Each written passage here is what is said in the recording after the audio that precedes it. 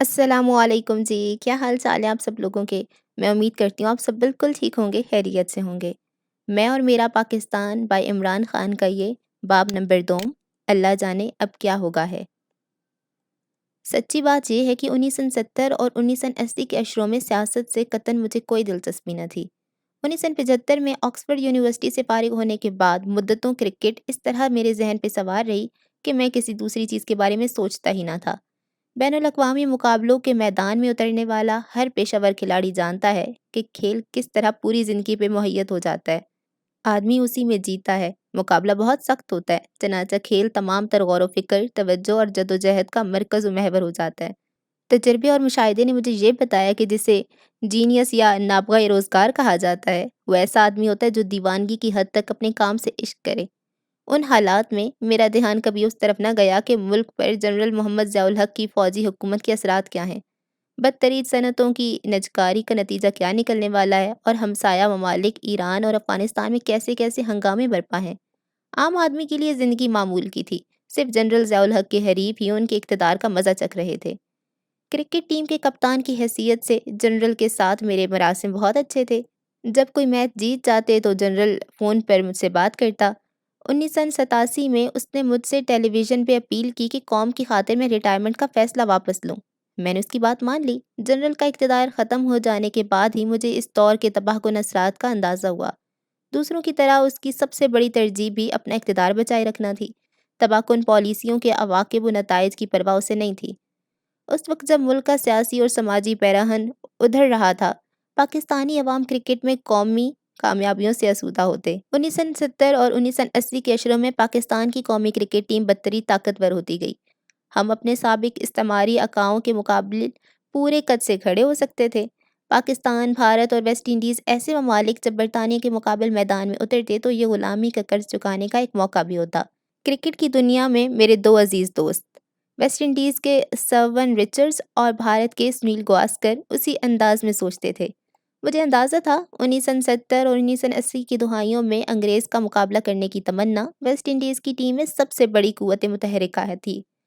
ویون Richards کے انداز میں خاص طور پہ عزت نفس اور قومی وقار کی بحالی کا جذبہ بروئے کار تھا، وہ چیزیں جو استعمار اپنے غلاموں سے چھین لیتا ہے۔ فقط کھیلی آزادی اظہار کا واحد ذریعہ نہ تھا، مجھے احساس تھا کہ انقلاب ایران نے مسلم دنیا کا انداز فکر بدل ڈالا ہے۔ محکوم دنیا میں ذہنی انقلاب کا فیصلہ کن مرحلہ وہ تھا جب 27 دسمبر 1979 کو سوویت افواج افغانستان میں داخل ہوئیں اور پاکستان سرخ افواج کے مقابل فرنٹ لائن اسٹیٹ بن گیا۔ ہم میں سے چند ہی لوگ اندازہ کر سکے کہ یہ واقعہ عالم اسلام اور دنیا کو کتنا بدل دے گا۔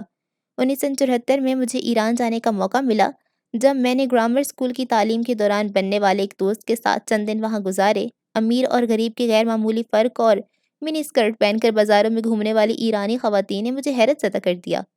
آج کا کراچی اور لاہور بھی اسی طرح کے ہوتے جا رہے ہیں۔ مہنگے اور زرق برق ملبوسات پہنے امیر طبقے کی خواتین ان مردوں کے ساتھ ہنگامہ خیز تقریبات کا رخ کرتی ہیں جن کے انداز ہمارے معاشرے سے یکسر مختلف ہیں۔ ایران کے اس سفر سے پہلے میں نے کسی مسلم ملک میں لوگوں کو اس قدر مغرب زدہ اور اپنی تہذیب اقدار سے اس قدر بے نیاز نہ پایا تھا۔ مجھے صدمہ ہوا۔ خوانچوں اور ریڑھیوں پہ کھڑے عام ایرانیوں کے وہ تاثرات مجھے یاد آتے ہیں جو ان خواتین کو دیکھ کر بے ساختہ ان کے چہروں پہ امڑ آتے۔ چند برس بعد ایرانی تاجروں کو خمینی کے اسلامی انقلاب میں اہم کردار ادا کرنا تھا۔ وہ روایتی انداز کے مسلمان تھے اور شاہی ایران سے نفرت کرتے تھے۔ مغرب کا یہ کارندہ اپنے ملک کو اس کی تہذیبی رنگ میں ڈھال دینے پہ تلا ہوا تھا۔ بالکل برعکس پاکستان میں مجھ جیسے مغرب زدہ لوگوں کا طریق مختلف تھا۔ ہم جب دیہی علاقوں حتیٰ کہ پرانے لاہور کا رخ بھی کرتے تو مقامی رسم و رواج کا احترام ملحوظ رکھتے۔ ہماری خواتین چادر اوڑھ لیتی ہیں اور بعض تو برقع بھی۔ میری والدہ سر ڈھانپے بغیر کبھی بازار نہ جاتی۔ پاکستان خواتین اب بھی شلوار قمیض پہنتی اور دوپٹہ اوڑھتی ہیں۔ حال ہی میں کچھ مغرب زدہ عورتوں نے جینز پہننا شروع کی ہے۔ انقلاب ایران ایک اعتبار سے رضا شاہ کبیر کی مغربیت اور سیکولرزم کا رد عمل بھی تھا۔ 1925 سے اس وقت تک وہ ایران پہ مسلط رہا جب بالآخر اسے فرار ہونا پڑا۔ پھر اس کے فرزند رضا شاہ پہلوی نے اقتدار سنبھالا، ایک ظالم اور سخت گیر آمر۔ 1953 میں وزیر اعظم محمد مصدق کی بغاوت کے بعد امریکہ نے جسے بچایا اور اس کے بعد وہ انکل سام کا دست نگر بن کر رہا۔ رضا شاہ کی سماجی اور معاشی اقدامات نے غریب لوگوں، مذہبی طبقے اور عام تاجروں کو ناراض کر دیا۔ تیل کی قیمتوں میں غیر معمولی اضافے نے ایک بہت طاقتور امیر طبقے کو جنم دیا۔ عام لوگ اس کے استوار سے نالاں تھے۔ دیہات سے بے شمار مفلس لوگ شہروں کی طرف لپکے کہ پیٹرول سے حاصل ہونے والی دولت میں سے اپنا حصہ وصول کرنے کی کوشش کریں، مگر وہ نامراد رہے۔ بے روزگاری ان کی منتظر تھی اور کچی آبادیوں میں مقیم اس چکا چوند کا بے بسی سے نظارہ کرتے رہے جو فراواں دولت اپنے ساتھ لائی تھی۔ خمینی کے انقلاب نے عام آدمی سے وعدہ کیا کہ وہ اسے شریک اقتدار کرے گا اور ملک میں مذہبی آزادی بحال کر دی جائے گی۔ 1989 میں تہران کے واقعات نے دنیا پر اسلام کی انقلابی اثرات کو اشکار کر دیا، یہ بھی کہ وہ طے و بالا کرنے کی کیسی صلاحیت رکھتا ہے۔ عالمی اسلام کے تمام ممالک میں عام لوگوں نے اس انقلاب کا خیر مقدم کیا جن پر ان کی تہذیبی روایات سے بے نیاز، ظالم اور مغرب نواز حکمران مسلط تھے۔ 2011 کے مشرقی وسط میں اٹھنے والی عوامی لہر ایک اعتبار سے اسی انداز کا تسلسل ہے۔ پاکستان میں جوش و خروش بہت تھا۔ گرما کی چھٹیوں میں جب میں وطن لوٹا تو دیکھ سکتا۔ آزادی کے بعد سے ہم 4 عدد نظام بھگت چکے تھے: پارلیمانی نظام، ایوب خان کی بنیادی جمہوریت، مارشل لاء اور لبرل اقتصادی نظام۔ اب خمینی ہمارے سامنے تھا، اسلام کا نام لیوا اور مغرب کا آمد مقابل۔ ایران کے اسلامی انقلاب نے مشرقی وسطی کی بادشاہتوں سے پیدا ہونے والے چیلنج کا ایک جواب فراہم کیا۔ سوشلزم ناکام ہو چکا تھا اور کمیونزم ان معاشروں کو ہرگز گوارا نہ تھا جن کی بنیادی مذہبی عقائد رچے بسے تھے۔ ایرانیوں کا نعرہ یہ تھا: مشرق نہ مغرب۔ ایک نئی راہ خمینی نے نکالی تھی۔ اسے مغرب کے سیکولرزم سے واسطہ تھا اور نہ سوویت یونین کی کمیونزم سے۔ اس نے ایک ایسا نظریہ پیش کیا جسے عالمی اسلام قبول کر سکتا تھا۔ مغرب خوف زدہ تھا کہ عالمی اسلام ایک نئی راہ پہ گامزن ہو سکتا ہے۔ عرب ممالک میں مغرب نواز حکومتیں اب خطرے سے دوچار تھیں جن کے شاہی خاندانوں پہ خمینی نے برملا تنقید کی۔ مغرب نے عالمی اسلام کے آمروں کی طرف سے صرف نظر کرنے کا فیصلہ کیا جو آزاد دنیا کو بچانے کے نام پہ کمیونزم کی مخالفت کرتے تھے۔ مخالف سیاسی تحریکوں پہ یہ آمر اس جواز کے ساتھ ظلم ڈھالتے کہ وہ بنیاد پرستی کا مقابلہ فرما رہے ہیں۔ 9/11 کے حملوں نے آمروں کی سرپرستی کے مغربی انداز فکر کو اور بھی قوت بخشی۔ اسی مرحلے پہ مغرب نے NGOs کے ذریعے عالمی اسلام پہ یلغار شروع کی کہ خواتین کے حقوق اور بنیادی انسانی آزادیوں کے نام پہ سیکولرزم کو فروغ دے۔ جب بھی کسی مسلمان ملک میں احتجاج کی لہر اٹھتی ہے، مغرب میں ایرانی اور اسلامی انقلاب کا خوف جاگ اٹھتا ہے۔ حال ہی میں مصر، تیونس اور لیبیا کے عوام نے جب اپنے آمروں کو مار بھگایا تو یہی ہوا۔ یمن اور بحرین کے حکمرانوں کی مغرب نے اسی لیے مدد کی کہ وہ ان کے حامی ہیں۔ جنرل ضیاء الحق نے جو اپنی حکومت کو جواز فراہم کرنے کے لیے بےتاب تھے، ایرانی انقلاب کے اثرات کا اندازہ لگایا اور اس سے فائدہ اٹھانے کا فیصلہ کیا۔ ان کے پیش رو برکلے اور آکسفورڈ کے تعلیم یافتہ ذوالفقار علی بھٹو نے بھی مذہب کے نام پہ اپنا سیکولر تاثر کو متوازن بنانے کے لیے استعمال کیا، اس لیے بھی کہ وہ مطعون کرنے والی مذہبی جماعتوں کا مقابلہ کر سکیں۔ 1973 کے آئین نے اسلامی جمہوریہ کی حیثیت سے پاکستان کی شناخت تسلیم کرا لی۔ تعلیمی اداروں میں اسلام تعلیم کی اہمیت کو مان لیا گیا اور مذہب کے مطابق قانون سازی کے لیے اسلامی نظریاتی کونسل قائم کی گئی۔ قادیانیوں کو اقلیت قرار دینے کا مطالبہ انہوں نے تسلیم کر لیا، مگر اس کا نتیجہ سوائے اس کے کچھ نہ نکلا کہ اسلامی قوانین کے لیے حریف مذہبی جماعتوں کے تقاضے بڑھ گئے۔ جنرل محمد ضیاء الحق نے بھٹو کی مخالفت مذہبی جماعتوں کو استعمال کرنے کا فیصلہ کیا جو سیکولرزم کو لادینیت قرار دیتی تھی۔ وہ بھٹو سے بہت آگے جانے کو تیار تھا۔ اس نے اعلان کیا کہ اگر وہ ریفرینڈم جیت لے تو پاکستان کو ایک اسلامی ریاست بنا دے گا۔ نظام مصطفیٰ صلی اللہ علیہ وآلہ وسلم کے بارے میں اس کا تصور یہ تھا کہ انگریزوں کے نافذ کردہ ضابطہ فوجداری میں بعض ترامیم کر دی جائیں۔ ایران کے اسلامی انقلاب سے متاثر معیشت اور تعلیم کو اسلام کے سانچے میں ڈھالنے کے لیے 1979 میں اس نے کچھ اصلاحات متعارف کرائیں۔ جنرل نے سود سے پاک بینکاری اور بینکوں میں جمع رقم پہ زکوٰۃ وصول کرنے کا سلسلہ شروع کیا۔ حدود آرڈیننس کے تحت جرائم کی سخت اسلامی سزائیں رائج کر دی گئیں جن میں بدکاری کا جرم بھی شامل تھا۔ پولیس اور نچلی عدالتوں نے اس قانون کا ناجائز استعمال کرتے ہوئے کتنی ہی غریب خواتین کی زندگیاں برباد کر دیں۔ قوانین ضیاء الحق نے بہت بنائے مگر سماجی انصاف کے اسلامی تصور اس نے فروغ نہ دیا۔ بدعنوانی اور عدم مساوات فروغ پاتی رہی۔ اسلامی قوانین کی یہ مہم در حقیقت قوم کے جذبات اور حالات سے فائدہ اٹھانے کی ایک کوشش تھی۔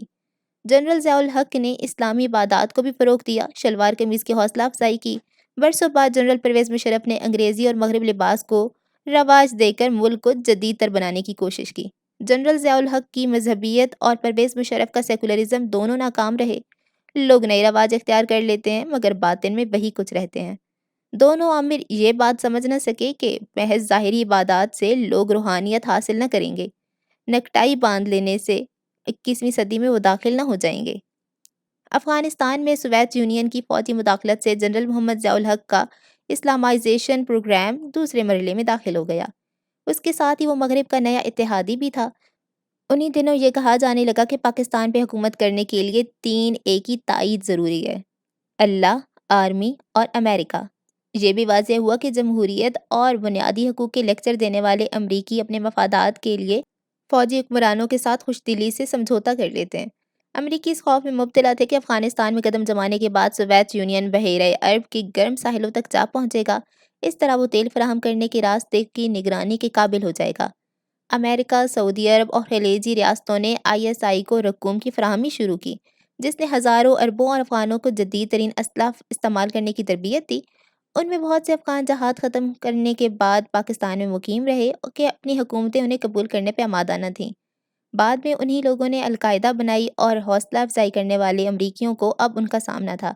پاکستانی عوام کا احساس یہ تھا کہ سوویت یونین کے خلاف لڑی جانے والی جنگ جائز ہے اور لوگوں نے بے بہا قربانیاں دیں۔ اپنے اخبار نویس دوست ہارون رشید کے ساتھ میں پشاور میں چند نوجوانوں سے ملا جو افغان جہاد میں شریک رہے تھے۔ اب انہیں دہشت گرد کہا جاتا ہے، لیکن تب وہ ہیرو تھے۔ دنیا بھر سے وہ ظلم کے خلاف لڑنے آئے تھے، بالکل اسی طرح جس طرح 1930 کے عشرے میں اسپین کی خانہ جنگی میں بیرونی ملک سے ہزاروں پرجوش رضاکار شریک ہوئے تھے۔ جہاد کے خاتمے پہ یہ لوگ الگ تھلگ ہو کر رہ گئے تھے، مگر یہ ایک حقیقت ہے کہ پرویز مشرف کے برعکس جنرل محمد ضیاء الحق نے CIA کو پاکستان میں پاؤں پھیلانے کی زیادہ اجازت نہ دی۔ مجاہدین کی تربیت ISI نے کی اور سرمایہ بیشتر عرب ملکوں سے آیا۔ اسلامی معاشرے میں جہاد کا تصور بنیادی اہمیت کا حامل ہے۔ یہ ظلم کے خلاف اعلان جنگ ہے۔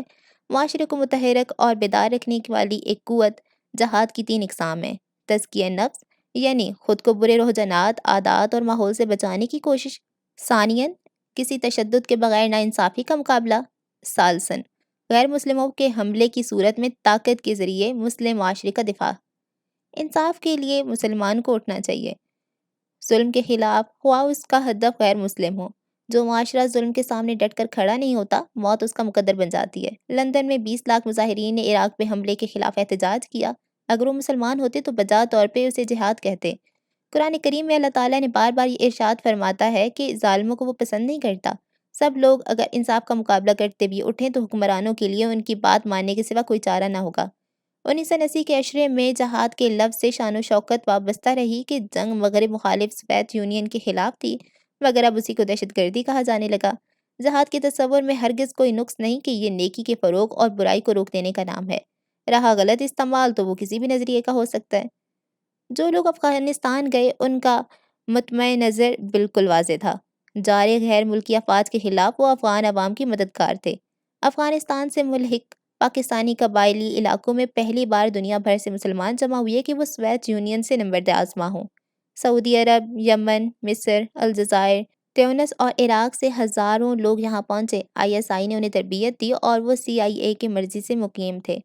ایک سعودی کھرب پتی خاص طور پہ بہت محبوب شخصیت بن کے ابھرا، جس نے افغان جہاد کے لیے آسائش کی زندگی تج دی تھی: اسامہ بن لادن۔ میرے دوست مشہور قانون دان اکرم شیخ کو یاد ہے کہ 1987 میں اسلام آباد میں امریکی سفارت خانے کی ایک تقریب میں وہ مہمان کی حیثیت سے شریک تھے۔ 1983 میں رائل کیفے لندن میں مجاہدین کے لیے عطیات جمع کرنے کی ایک مہم میں شریک ہوا، جو آمرا کا گرد تھا کہ آسکر وائلڈ اور سر ونسٹن چرچل یہاں آیا کرتے تھے۔ بارسوخ طبقات میں تب یہ ایک محبوب اور مقبول مقصد تھا۔ برطانیہ کے لارڈ کرین بون اور امریکہ کی جان ہیرنگ ایسی خاتون جس میں فخر کے ساتھ شریک ہوتے۔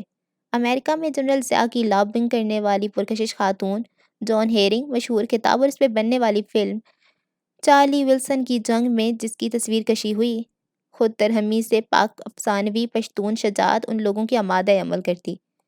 1985 میں افغان مجاہدین کا ایک وفد وائٹ ہاؤس گیا تو صدر ریگن نے ان کا ذکر اس طرح کیا: اخلاقی اعتبار سے وہ امریکہ کی بنیاد رکھنے والے عظیم المرتبت قائدین کی ہم بلا ہیں۔ ان میں حزب اسلام کے سربراہ گل بدین حکمت یار شامل تھے۔ امریکی امداد حاصل کرنے والوں میں وہ نمایاں تھے اور اب وہی حکمت یار افغانستان میں نیٹو افواج سے برسر جنگ ہے۔ ان کے نزدیک ان غیر ملکی افواج کی حیثیت وہی ہے جو سوویت یونین کی تھی۔ طالبان اور القاعدہ کی طرح اب وہ امریکہ کو مطلوب ہیں۔ امریکی دفتر خارجہ کی اصطلاح میں آج وہ مشہور عالمی دہشت گرد ہیں۔ پشتون قبائل کو 1893 میں وجود پانے والی ڈیورنٹ لائن نے دو حصوں میں بانٹ رکھا ہے۔ انگریزوں نے یہ سرحدی لکیر افغانستان اور برٹش انڈیا کو تقسیم کرنے کے لیے کھینچی تھی۔ آج ہر ماہ 1 لاکھ افراد اس لکیر کے دونوں طرف آ جاتے ہیں۔ ایک سرحد کے طور پہ ان کے لیے یہ بے معنی ہے۔ قبائلی علاقوں کے لوگ روسی کفار کے خلاف مسلمان اور قبائلیوں کی حیثیت سے جہاد میں شرکت کو ایک بنیادی فرض گردانتے تھے۔ سرحد کے صوبے میں جدید اسلحے کا ایک طوفان تھا۔ صوبہ سرحد کے آخری انگریز گورنر سر اولف کیرو نے ہر پشتون کو ایک فطری جنگجو کہا تھا جس کے پاس اسلحہ موجود ہو، اور اب تو ان کے پاس ایسے ہتھیار ہیں کبھی جن کا خواب بھی دیکھا جا سکتا تھا۔ ایک طرف نئے ہتھیاروں اور دوسری طرف ہیروئن نے فروغ پایا۔ سی آئی اے کی طرف سے کراچی کی بندرگاہ سے قبائلی علاقہ تک ہتھیاروں کا ایک حصہ راستے میں ہی غائب ہو جاتا۔ نتیجہ یہ کہ کراچی دنیا کے سب سے زیادہ فساد زدہ شہروں میں سے ایک ہے۔ پورا پاکستان اور خاص طور پہ قبائلی علاقہ کلاشنکوف کلچر کی زد میں ہے۔ اسلحہ لانے والے ٹرک واپسی پہ ہیروئن سے لدے ہوتے جو افغانستان اور پاکستان کی سرحدی پٹی میں بنائی جاتی ہے۔ پاکستان دنیا میں ہیروئن کی سب سے بڑی گزرگاہ بن گیا اور اس میں منشیات کے عادی لوگوں کی تعداد غیر معمولی ہوتی گئی۔ 1982 تک افغان جہاد کو امریکہ اور خلیجی ریاستوں سے اوسطاً 600 ملین ڈالر کی امداد پہنچ رہی تھی۔ جہاد کے لیے سعودی پشت پناہی نے انہیں وہابیت کے فروغ کا موقع فراہم کیا۔ وقت گزرنے کے ساتھ ساتھ ان کی مذہبی فکر نے پشتونوں کو متاثر کیا۔ مدرسوں کی بڑھتی ہوئی تعداد نے بھی مقامی مذہبی ماحول پہ اپنے اپنے اثرات ڈالے۔ انٹرنیشنل کرائسس گروپ کی ایک رپورٹ کے مطابق 1982 سے 1988 کے دوران ان علاقوں میں 1000 نئے مدارس قائم ہوئے۔ عرب ممالک کی مدد سے یہ ان سنی جماعتوں نے تشکیل دی جو شدت پسندی کے رجحانات رکھتی تھی یا جنرل محمد ضیاء الحق کی سیاسی حلیف تھی۔ امریکیوں کا کہنا یہ تھا کہ ان کا پیسہ جہادی ثقافت کے فروغ کا ذریعہ بنا۔ امریکہ کی یونیورسٹی نیبراسکا اور اوماہا نے ان مدارس اور مہاجر کیمپوں میں مقیم نوجوانوں کے لیے مقامی زبانوں اور نصابی کتب شائع کیں، مقدس مجاہدین جنم دینے اور روسیوں کے خلاف نفرت کی آبیاری کے لیے۔ حکومت کو اس عمل کی اجازت نہ دینی چاہیے تھی کہ غیر ملکی اپنے زیر اثر گروہ تشکیل دیں۔ یہ عمل شیعہ سنی اختلاف کا ذریعہ بھی بنا اور وقت گزرنے کے ساتھ یہ اختلاف بڑھتا گیا۔ سوویت یونین کے خلاف جہاد ختم ہونے کے مرحلے تک مجاہدین کی پوزیشن اس معاملے نے بہت خراب کی۔ افغان جنگ کے نتیجے میں 30 لاکھ مہاجرین پاکستان آئے جو خود اپنی آبادی کا بوجھ نہ اٹھا سکتا تھا۔ یہ لوگ وسائل میں حصہ دار بنے تو زندگی کا معیار گرنے لگا۔ ایران کے برعکس جس نے انہیں کیمپوں میں رکھا، پاکستان میں افغان مہاجرین کو ہر کہیں جانے کی آزادی تھی۔ معاملہ کا ایک پہلو یہ تھا کہ جس فراخ دلی کے ساتھ پاکستانی عوام نے ان مہاجروں کو گوارا کیا اس پر مغرب کو شرم آنی چاہیے جو تارکین وطن کے مسئلے پہ اس قدر واویلا کرتا ہے۔ افغانوں نے مہاجر کیمپوں میں نظم و نسق قائم رکھنے کے لیے اپنی سی بہترین کوشش کی اور ان کا قبائلی نظام اس میں عمل میں مددگار تھا۔ جنرل محمد ضیاء الحق کا 11 سالہ دور خوشحالی کا عہد تھا، اگرچہ حکومت کی اپنی پالیسیوں کی تو فعل نہیں۔ 1980 کے عشرے میں ترقی کی شرح 6% سالانہ رہی۔ امریکی امداد کے علاوہ آسان قرضوں کی بنا پر علاوہ ازیں اسی دور میں سمندر پار پاکستانیوں کی طرف سے بھیجی جانے والی رقوم میں غیر معمولی اضافہ ہوا۔ اندازہ یہ ہے کہ 1975 سے 1990 کے درمیان 40 ارب ڈالر سمندر پار سے پاکستان پہنچے۔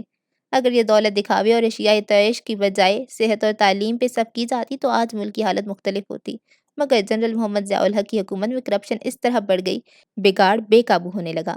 غیر ملکی سرمایہ کو اس نے سیاسی حریف خریدنے اور ان سیاسی لوگوں کی سرپرستی کے لیے استعمال کیا جو فوجی اقتدار کی حمایت کر رہے تھے۔ جنرل محمد ضیاء الحق کی بدترین وراثت یہ تھی کہ پیپلز پارٹی کو اقتدار سے باہر رکھنے کے لیے مخالف سیاسی گروہوں کی سرپرستی ہوئی اور سیاست میں فوج کا رسوخ بڑھا دیا گیا۔ جمہوریت کو اس کی قیمت چکانا پڑی۔ اس ہنگامے میں اس نے اپنے پٹھوؤں کو دولت کمانے کی کھلی چھوٹ دے دی۔ یہی وہ زمانہ تھا جس میں نواز شریف ایسا لیڈر تخلیق کیا گیا جو دوبارہ ملک کا وزیر اعظم رہا۔ 1990 سے 1993 اور پھر 1997 سے 1999 تک اس کا خاندان لوہے کی ایک فاؤنڈری کا مالک تھا جو بھٹو نے قومیالی کی تھی۔ جنرل محمد ضیاء الحق کی حکومت نے وہ انہیں واپس کر دیا اور پھر پنجاب کے وزیر خزانہ کی حیثیت سے اس شخص اور خاندان کو ایک صنعتی سلطنت تعمیر کرنے کی اجازت دی۔ پنجاب کی وزارت اعلیٰ حاصل کرنے کے بعد یہ رفتار کچھ اور تیز ہو گئی۔ روپے کے بے دریغ استعمال سے وہ پاکستان مسلم لیگ کا سربراہ بن بیٹھا اور بعد ازاں اسلامی جمہوری اتحاد کا نمائندہ جو ISI کی تخلیق تھا۔ سپریم کورٹ میں داخل کیے جانے والے ISI کے سربراہ جنرل درانی کی ایک حلفیہ بیان کے مطابق دوسرے سیاستدانوں کے علاوہ صرف ایک موقع پر نواز شریف کو خفیہ ایجنسی نے 35 لاکھ روپے فراہم کیے تھے۔ 1985 کی غیر جماعتی الیکشن کے کرپشن کو عروج پر پہنچا دیا۔ امیدواروں کا تعلق سیاسی جماعتوں کے ساتھ نہ تھا، چنانچہ انہیں پلاٹ اور سرکاری بینکوں سے قرضے، سرکاری پرمٹ اور حکومتی ٹھیکے دیے گئے۔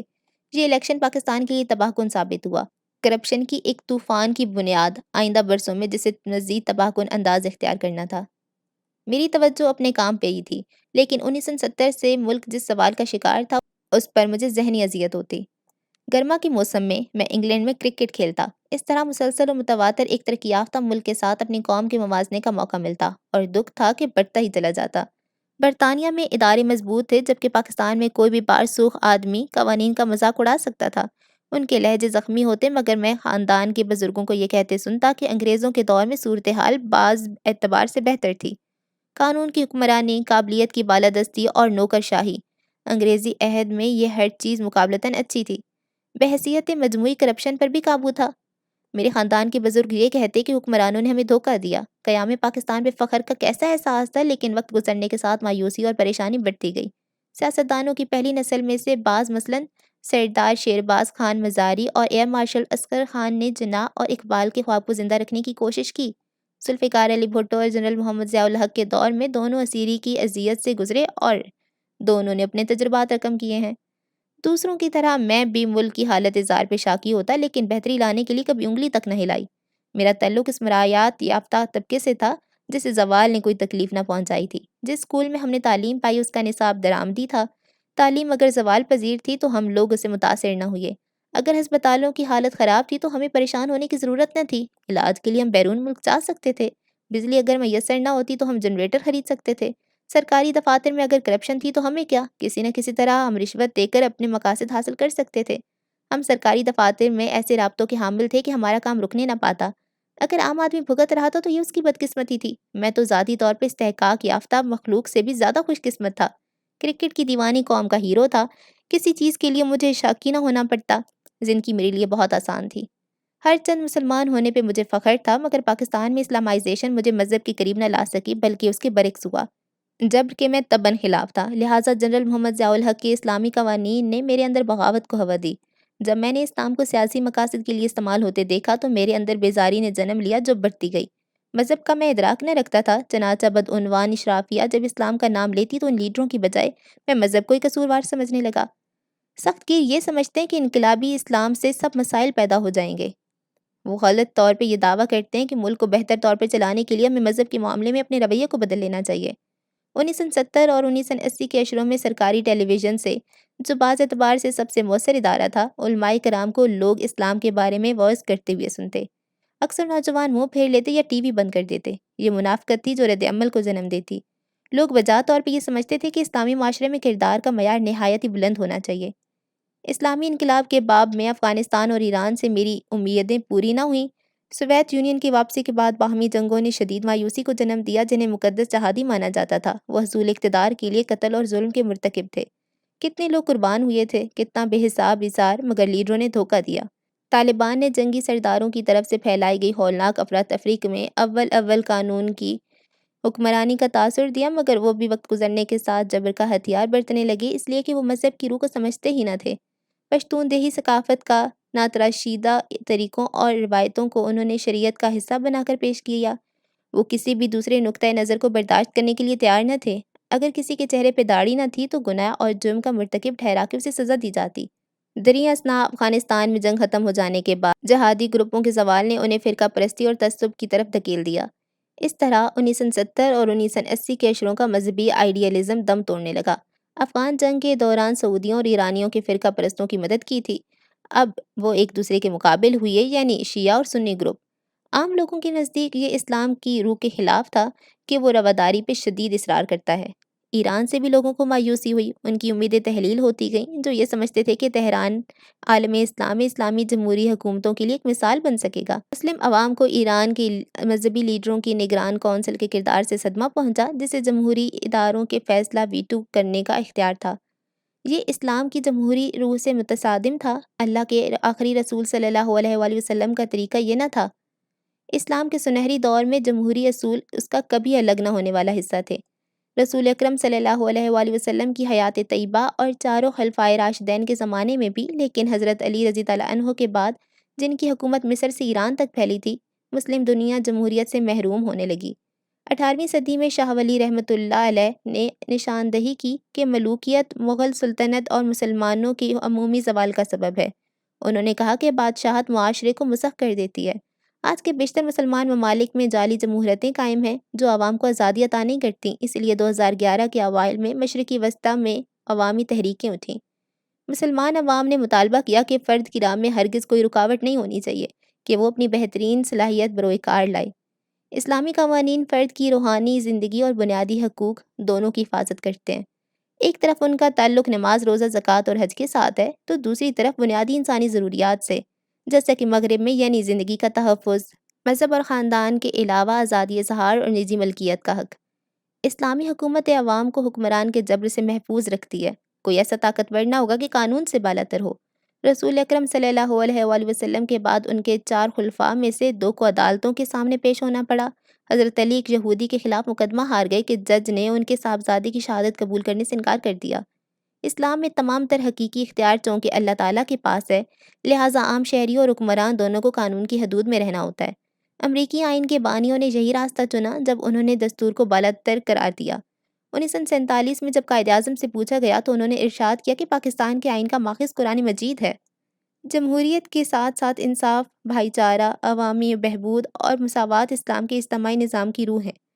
آج کی غیر مسلم دنیا میں بعض بلند تر اخلاقی اور جمہوری اقدار کار فرما ہیں۔ 1970 میں جب میں برطانیہ پہنچا تو میں نے پہلی فلاحی ریاست دیکھی۔ ایوب خان کے پاکستان سے لندن پہنچنے والے آدمی کو سماجی بہبود کے تصورات نے حیران کر دیا۔ میری حالت اس ممتاز اسلامی اسکالر محمد عبدہ ایسی تھی جنہوں نے یورپ سے اپنے وطن مصر کو مراجعت پہ کہا تھا۔ میں نے یورپ میں کوئی مسلمان نہ پایا مگر بہت سے اسلام دیکھا، جبکہ ہمارے یہاں مسلمان بہت ہیں مگر اسلام ہرگز نہیں۔ یہ قول آج بھی سچا ہے، اس لیے کہ ایمان کی بنیاد اہمیت اپنی جگہ، لیکن اجتماعی معاملات کے اندر مغرب کی اجتماعی زندگی میں اسلامی شریعت کی روح عالم اسلام سے کہیں زیادہ کار فرما ہے۔ جب تک میں نے باقاعدہ مطالعہ نہ شروع کیا، مغرب کے دوسری تعلیم یافتہ لوگوں کی طرح میرا بھی یہی خیال تھا کہ شریعت فقط عہد قدیم کے قوانین کا مجموعہ ہے۔ یہ جوش و جنون، پردے میں چھپی خواتین، دہشت گردی اور عدم رواداری کا مظہر ہے۔ اس احساس کا ایک سبب اسلام کے بارے میں مغربی ذرائع ابلاغ کا تعصب ہے۔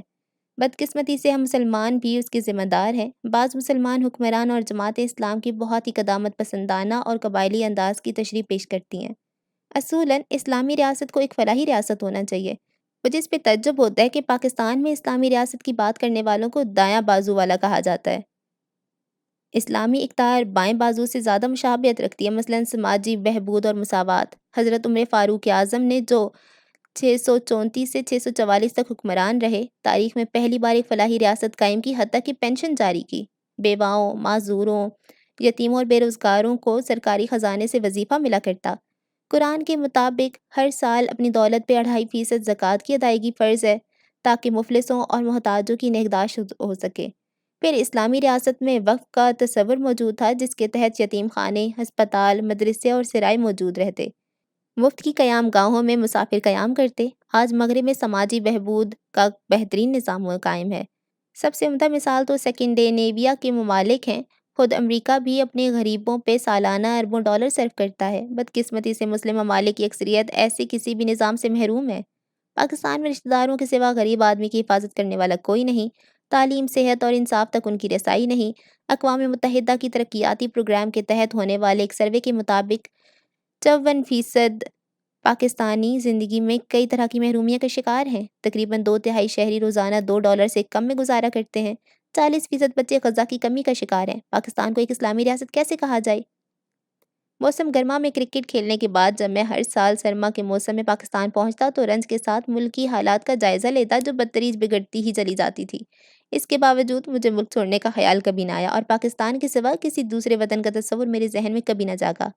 اس زمانے میں نے سیاست میں داخل ہونے کا خواب تک نہ دیکھا تھا۔ اگر کوئی تجویز کرتا تو شاید میں یہ کہتا اس سے بدتر کوئی چیز ہو ہی نہیں سکتی۔ 1980 کے عشرے تک مراعات یافتہ طبقات کی دوسرے افراد کی طرح میں یہ سوچنے لگا کہ چونکہ پاکستان کے مسائل بہت پیچیدہ ہیں اور حل نہیں ہو سکتے، لہٰذا آدمی کو فقط اپنی ہی فکر کرنی چاہیے۔ پھر یہ کہ سیاست مجھے کیا دیتی؟ میں ایک ایسی زندگی گزار رہا تھا کہ پاکستان ہی نہیں، دنیا کے دوسرے ممالک کے اکثر لوگ بھی جس کا صرف خواب ہی دیکھ سکتے ہیں۔ میں دنیا بھر میں گھومنے پھرنے والا ایک امیر اور کرکٹ کا مقبول ہیرو تھا۔ میرے نزدیک سیاست ایک گندا کھیل تھا، ان لوگوں کا کام جنہیں کوئی دوسرا مشغلہ میسر نہ ہو۔ میرے اسکول کے جو طالب ساتھی سیاست میں گئے، ان میں سے اکثر تعلیم اور کھیل کے میدان میں ناکام رہے تھے۔ بیشتر جاگیردار خاندانوں سے تعلق رکھتے تھے۔ کوئی بھی سیاستدانوں کو بے لوث اور مخلص نہ سمجھتا تھا، جو ملک کو بہتر بنانے کے آرزو مند ہوں۔ اس دور میں مجھے فلاحی کاموں سے بھی دلچسپی نہ تھی، زکوٰۃ بھی شاید ہی کبھی دی ہو۔ میرا انداز فکر یہ تھا کہ چونکہ میں نے اپنے ٹیکس ادا کر دیے، چنانچہ فرض کی ادائیگی ہو چکی۔ یہی وہ دن تھے جب میں نے سوچنا شروع کیا کہ خدا کا وجود ممکن ہے۔ یہ خیال پاکستان میں اسماعیلائزیشن نہیں بلکہ کرکٹ سے پھوٹا۔ 1982 میں کھلاڑی کی حیثیت سے میں عروج کے قریب تھا۔ 7 سال تک میں متواتر کھیلتا رہا۔ ساتھی کھلاڑیوں کو میں قسمت کے بارے میں بات کرتے سنتا رہتا تھا۔ کبھی بہترین کیفیت میں ہونے کے باوجود میں کچھ نہ کر پاتا اور کبھی کاہلی کے باوجود کامیابی حاصل کر لیتا۔ میں نے یہ بھی محسوس کیا کہ سخت مقابلوں میں ایک نقطہ ایسا ہوتا ہے جس میں معاملہ کسی ایک ٹیم کے حق میں پلٹا جاتا ہے۔ بعض اوقات کھیلنے کی صلاحیت سے اس کا کوئی تعلق نہ ہوتا۔ مثال کے طور پہ امپائر کی کسی ایک غلطی یا تعصب سے نہ صرف ایک میچ بلکہ پوری سیریز کا پانسہ ہی پلٹ جاتا۔ بسا اوقات ایسا ہوتا کہ ایک ٹیم جیت رہی ہوتی مگر کسی انہونی چیز مثلاً بارش کے نتیجے میں دوسری فتح یاب ہو جاتی۔ بعض اوقات ٹاس سے فتح یا شکست کی راہ ہموار ہو جاتی مثلاً۔ پھر ایک اور پہلو بھی ہے جس کی داد بالر ہی دے سکتے ہیں۔ بعض اوقات بہترین طور پہ گیند پھینکنے سے بھی کوئی نتیجہ نہیں نکلتا، حالات خواہ کتنے ہی سازگار ہوں۔ اس کے برعکس کبھی نامساعد حالات میں گیند ہدف کو جا لیتی ہے۔ بعض اوقات گیند نرم یا بدنما ہو جاتی ہے اور بہترین بالر کچھ بھی نہیں کر سکتا اور نتیجہ خراب نکلتا ہے۔ میں نے دیکھا کہ کبھی ایک بلے باز اس طرح کھیلتا ہے کہ اس کا خود پہ بھرپور اعتماد ہوتا ہے۔ یہ اعتماد کسی بھی طرح مجروح نہیں ہوتا اور اسے یقین ہو جاتا ہے کہ وہ ضرور رنز بنا لے گا۔ وہ غلطیاں کرتا ہے، گیند کو کیچ کرا دینے والی غلطیاں۔ لگتا ہے کہ ابھی بھی آؤٹ ہو جائے گا، لیکن سب تعجب کے ساتھ دیکھتے ہیں کہ وہ کامیاب رہتا ہے۔ میں نے محسوس کرنا شروع کیا کہ فقط اعتماد اور کوشش ہی کامیابی کی ضمانت نہیں۔ جو کھلاڑی اہلیت، ہنر اور عزم رکھتے ہیں وہ پہمے کامران رہتے ہیں، مگر ایک حد ہے جس سے آگے ہر کوئی بے بس ہے، اسی کا نام قسمت ہے۔ شب و روز گزرتے رہے اور میں نے اپنے آپ سے ایک سوال پوچھنا شروع کیا، جس چیز کو ہم قسمت کہتے ہیں کیا وہی اللہ کی رضا نہیں؟ دوسرا سوال جس کی وجہ سے میں نے اللہ کے وجود کا ادراک شروع کیا یہ تھا، کوئی بھی کھلاڑی کسی وقت بھی زخمی ہو سکتا ہے۔ مہینوں تک ایک کھلاڑی کسی خاص موقع کے لیے جان توڑ محنت کرتا ہے، لیکن پھر یہ ممکن ہے کہ آخری وقت پہ کوئی پٹھا کھنچ جائے۔ یہ کیا ہے؟ ساری تگ و دو کا انجام۔ مجھے تیز رفتار بالر کی حیثیت سے ہر میچ کے لیے خود کو بہترین حالت میں رکھنا ہوتا، مگر بارہا ایسا ہوتا کہ کچھ نہ کچھ زخمی ہونے کے باوجود مجھے کھیلنا پڑتا اور یہ معلوم نہ ہوتا کہ کیا اس طرح زخم اور بھی بگڑ جائیں گے۔ آدمی کا بس نہیں چلتا۔ 1982 میں جسمانی صحت، تجربے اور تربیت کے اعتبار سے میں بہترین حالت میں تھا۔ ایسا لگتا تھا کہ کرکٹ کی تاریخ میں سب سے زیادہ وکٹیں لینے کا ریکارڈ قائم کر دوں گا۔ میں اس وقت مضبوط اور طاقتور تھا، یوں لگتا جیسے کوئی چیز میری راہ نہ روک سکے گی۔ میں یہ سوچتا آدمی بوڑھا کیسے ہو جاتا ہے؟ میں سوچ بھی نہ سکتا تھا کہ گزرتا ہوا وقت میری قوت میں کمی لا سکے گا۔ میں خود کو ناقابل تسخیر محسوس کرتا۔ صرف ایک برس میں، صرف 13 ٹیسٹ میچوں میں نے 40 وکٹیں حاصل کی تھیں، جو تقریباً ایک عالمی ریکارڈ تھا۔ میں ریاضت اور جنون کے ساتھ اس منزل پہ پہنچا تھا اور میں نے خود اپنی ذات کے سوا کسی پہ انحصار نہ کیا تھا۔ اگر میں زخمی ہو جاتا تو شاید ہی کبھی معالج کے پاس جاتا، بلکہ زخم منمل کرنے کے لیے ورزش پہ بھروسہ کرتا۔ پاکستانی ٹیم نہایت تیزی کے ساتھ کرکٹ کے عالمی منظرنامے پہ ایک نئی قوت بن کے ابھر رہی تھی۔ ابھی حال ہی میں ہم نے بھارت اور آسٹریلیا کی دھنائی کی تھی۔ ٹھیک اس مرحلے پہ مجھے پنڈلی کی ہڈی پہ چوٹ آئی اور 2.5 برس تک میں بالنگ نہ کرا سکا۔ سارے سپنے ٹوٹ گئے۔ صرف ایک کھلاڑی محسوس کر سکتا ہے کہ جب ایک چوٹ سے اس کا کریئر تباہ ہونے لگے تو دل پہ کیا گزرتی ہے۔ میری اب تک کی زندگی پہ یہ سب سے بڑا حادثہ تھا۔ میں وہ اعتماد بھی کھو بیٹھا جو مدتوں کی محنت کا ثمر تھا۔ کامیابی حسد پیدا کرتی ہے اور مجھے اس کا سامنا تھا۔ میرے متعلق افسوسناک مضامین چھپنے لگے۔ 2-3 کھلاڑیوں نے جو تب میرا مقابلہ کرنے کی تاب نہ رکھتے تھے غیبت کا شعار بنایا۔ ان کا خیال تھا کہ میں ختم ہو چکا اور یہ قرض چکانے کا وقت ہے۔ ایسے لوگوں کا مقابلہ میں ہمیشہ میدان میں کرتا اور ان کا منہ بند کر دیا کرتا۔ اب میں بے بسی کا شکار تھا اور نہیں جانتا تھا کہ کیا کروں۔ میں نے گوشہ نشینی اختیار کر لیا اور ایک ذہنی بحران نے مجھے آ لیا۔ اب میں پیچھے مڑ کر دیکھتا ہوں تو احساس ہوتا ہے کہ یہ تو محض چائے کی پیالی میں اٹھنے والا ایک طوفان تھا۔ بہت بعد میں نے کرکٹ مورخ ڈیوڈ فرتھ کی کتاب پڑھی کہ کتنے ہی کھلاڑیوں نے اس حال میں خودکشی کر لی جب وہ میدان میں اترنے کے قابل نہ رہے۔ اگرچہ میں اس کیفیت میں کبھی مبتلا نہ ہوا، لیکن اب میں ان کی ذہنی اذیت کا اندازہ کر سکتا تھا۔ ذہن میں اس سوال کے ساتھ کہ اب کبھی میں بالنگ کر سکوں گا یا نہیں، میں نے خود کو غیر محفوظ پایا اور اپنے آپ پہ میرا اعتماد متزلزل ہونے لگا۔ میں ایک ستارہ شناس اور قسمت کا حال بتانے والے 2 اور آدمیوں سے ملا۔ اس سے پہلے میں نے کبھی ایسے لوگوں کے بارے میں سوچا تک نہ تھا، کبھی مجھے ان کی ضرورت ہی نہ پڑی تھی۔ خود پہ میرا اعتماد ایسا تھا کہ اپنی صلاحیت اور ریاضت سے جو چاہوں میں حاصل کر سکتا ہوں۔ میں ان کھلاڑیوں جیسا نہ تھا جو شگون لیتے اور یہ سمجھتے ہیں کہ فلاں چیز یا عادت کی وجہ سے کامیابی کا حصول ممکن ہے۔ نجومیوں سے میری ملاقاتیں بے ثمر رہیں۔ جو کچھ انہوں نے کہا اس کا بڑا حصہ بے بنیاد تھا۔ تب میں نے فیصلہ کیا کہ دوبارہ کبھی ان کے پاس نہ جاؤں گا۔ احتیاج اور پریشانی کے باوجود میں اللہ کی طرف متوجہ رہا، خاص طور پہ اس وقت جب پنڈلی میں ٹیس اٹھتی۔ دوبارہ زخم کے مکمل ہونے پر منمل ہونے سے پہلے میں نے گیند کرانے کا تجربہ کیا۔ تیسری بار میں محتاط رہا، لیکن اپنے آپ سے میں نے کہا، اللہ جانے اب کیا ہوگا، میں کبھی کھیل بھی سکوں گا یا نہیں۔ اوپر بائیں جانب میرے خاندان کے لیے ایک باعث فخر لمحہ، جب میرے نانا احمد حسن خان دائیں سے دوسرے نے 1946 میں جلندھر، انڈیا میں قائد اعظم کی میزبانی کا شرف حاصل کیا۔ نیچے بائیں جانب لاہور میں 1982 میں اپنی دادی اماں کے ساتھ 200 برس تک زندہ رہیں۔ نیچے دائیں جانب لاہور میں اپنے والد اور والدہ کے ساتھ۔ اوپر بائیں جانب اپنی 1.5 سالہ بہن روبینہ کے ساتھ لاہور 1958۔ اوپر دائیں جانب اپنی بہن نورین اور روبینہ کے ساتھ لاہور میں۔ دائیں طرف زماں پاک لاہور میں میرا آبائی گھر۔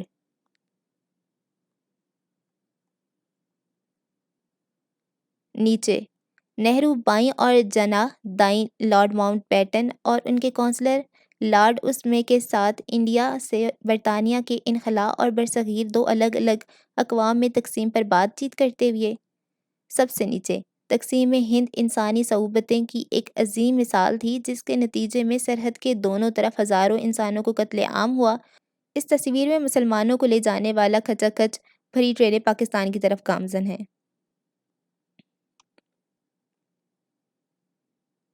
یہ بھارتی جیپ لاہور کے مضافات میں لڑائی کے دوران ہماری فوجیوں کے قبضے میں آئی تھی۔ میں ان دنوں لاہور میں تھا۔ تب میری عمر صرف 13 برس کی تھی، لیکن اس زمانے میں اپنے وطن کی خاطر لڑنے کے لیے تیار رہتا تھا۔ نیچے بائیں جانب اوپر سے ترتیب بار پاکستانی رہنما صدر ایوب خان 1958 سے 69، صدر یحییٰ خان 1969 سے 71، صدر ضیاء 1978 سے 88، جنہوں نے ذوالفقار علی بھٹو 1971 سے 73 کی عوامی حکومت کا تختہ الٹا۔ اوپر افغان پناہ گزین اپنے ملک پر 1979 میں سوویت افواج کے قبضے کے دوران ہونے والی لڑائی سے جان بچا کر بھاگ رہے ہیں۔ پاکستان نے انہیں پناہ دی۔ مرکزی تصویر ہنزا وادی ملک کے دور دراز شمالی علاقہ جات کا ایک مسحور کن مقام۔ مجھے ہمیشہ سے کوہساروں میں سکون محسوس ہوا۔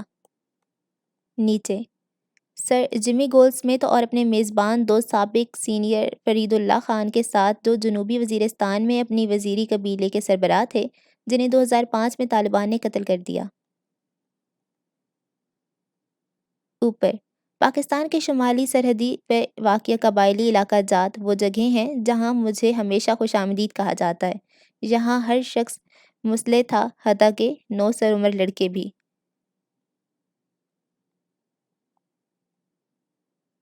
اوپر 1964 میں ایچسن کالج کی کرکٹ ٹیم بائیں سے دوسری نشست پر۔ بائیں جانب 1971 میں لارڈز کے میدان میں پاکستان کی کرکٹ ٹیم کے ساتھ، جہاں میرا تعارف ملکہ برطانیہ سے کرایا گیا۔ نیچے 1974 میں آکسفورڈ ٹیم کی کپتان کی حیثیت سے۔ اوپر ایجسٹن برطانیہ 1982 میں پاکستان کی طرف سے برطانیہ کے خلاف بالنگ کرتے ہوئے۔ اوپر دائیں طرف لارڈز 1987 برطانیہ کے خلاف ریسٹ آف دا ورلڈ 9 میں کھیلتے ہوئے۔ دائیں جانب اور نیچے کچھ سخت میچز کے دوران، جن میں پاکستانیوں کو بھی ہماری جیت کا یقین نہ تھا۔ پاکستان نے 1992 کے ورلڈ کپ آسٹریلیا میں فتح حاصل کی۔ میں نے سارا ٹورنامنٹ اپنے کندھے کے پھٹے ہوئے مسل کے ساتھ کھیلا۔ اوپر نواز شریف، جو 2 مرتبہ پاکستان کے وزیر اعظم رہے 1990 کی انتخابی مہم کے دوران، جس میں وہ کامیاب ہوئے۔ بائیں جانب بے نظیر بھٹو، وہ بھی 2 مرتبہ پاکستان کی وزیر اعظم رہیں، اپنے تحفظ کی یقین دہانی پر وطن واپس آئیں لیکن انہیں 2007 میں قتل کر دیا گیا۔ میں ان کو آکسفورڈ کے زمانے سے جانتا تھا۔ نیچے صدر پرویز مشرف کے ساتھ راہیں جدا ہونے سے پہلے جب انہوں نے 2002 میں شوکت خانم میموریل ہسپتال کا دورہ کیا